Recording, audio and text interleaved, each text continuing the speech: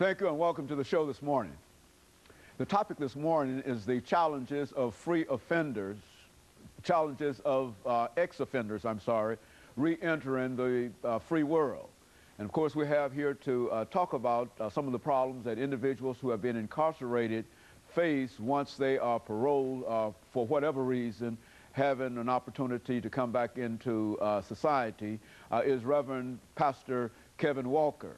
Reverend Walker is the founder of the organization, the Hands of God Ministry. And of course, Reverend Walker, let me welcome you to the show this morning. Well, I'm glad to be here, Dr. Haney. It's a pleasure to be here again, talking to you once again about some things I consider to be very important. Well, I tell you, I believe, Reverend Walker, that about the best information that we have dealing with incarceration and et cetera will come from you, because you've given us so much information and in a real sense have enlightened us about a lot of things that are going on and have gone on in the system of incarceration. Let's have you, Pastor Walker, to start us off today by talking about your background, your education, and some of the things that were important in your life, and then we'll talk about some of the problems and some of the challenges that people who have been incarcerated face once they attempt to come back into society. Okay. Well, I was born here in Nashville, Tennessee, born of two good, hard-working parents. One of my father's now deceased, and I was educated in the public school system of Tennessee. Did not graduate from high school, actually ended up going into the Navy, coming out of the Navy, got a GED through OIC, spent a little time in, at Tennessee State University, of course, didn't graduate from there either. Ended up incarcerated in the prison system, did a little college in prison as well, but basically, and never got a degree in anything, but that brings me, to where I am today. All of those life experiences have led me to where I am right now in life today. I am currently the founder and the president, CEO, pastor, senior servant of the Hands of God Ministries, which consists of the Hands of God Christian Church and the Hands of God Recovery Ministries, and we're located in East Nashville on Woodland Street. We have 5 houses, recovery houses, and our primary purpose is to assist people who are basically down on their luck, people that are on drugs and alcohol, people that the society is looked down upon as being rejects, ever say, and especially those coming out of the prison system. This is what we're doing. You know, when you talk about re-entry, you've got 5 houses, and I would imagine that most of them deal with individuals who have been incarcerated and have come out. And so you've got quite a bit of experience dealing with this whole issue, or what you consider to be the challenges of coming back into society.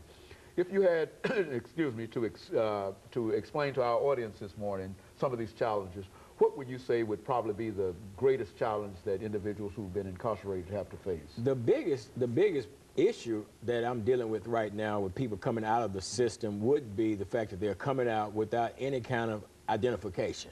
That's one of the big issues right now, because you take an individual that's been paroled and then they come back into society, then they come in with no identification, and now technically if a law enforcement officer stop one of these individuals and they find out that they don't have an identification, they can hold them in jail for 72 hours. Now, technically, that would be a violation because it's an arrest, and they could very well end back up in the system. But it's amazing to me, Dr. Haney, how that the state, you can be in state custody, but yet you can't leave state custody with a state identification card. Now, let me add this, though, that I have met with the Assistant Commissioner of Rehabilitative Services, and they are working to solve that problem right now. So hopefully that's going to be a non-issue after a while. But right now it's a very big issue. And it seems to be a very, very important issue, because it seems that the state of Tennessee ought to be able to recognize individuals who are going back and recognize the importance. When you talk about identifications, you're talking about driver's license? Well, not necessarily the driver's license, but the if they have driver's license, of course, they can have the renewal process while they're incarcerated, but mainly the photo ID. If they can get the photo ID, which is basically a sheet of paper that's saying, okay, this guy's been in here, or this woman's been in here for the last 10, 15, 20 years, we know who they are. Take this piece of paper, go down to the Highway Patrol officer, wherever you get the license or the ID, and say, this is the document that identifies me as this person right here. And then should be able to get the, get it from there with no cost to the state. I'm not saying the state needs to pay for it. Would be ideal if they did, but if they don't want to do that, then at least give them something that says I can get my ID for the $8 or the $12 that would have cost to get it. And of course, we're getting ready for our first break here, Pastor Walker. But it does seem to me that this ought to be a non-issue, you see, because these individuals have been incarcerated, and now they are out, and the state ought to recognize that they have to be identified, and they ought to be willing to supply that identification. And of course, we'll be back following this very, very short commercial break.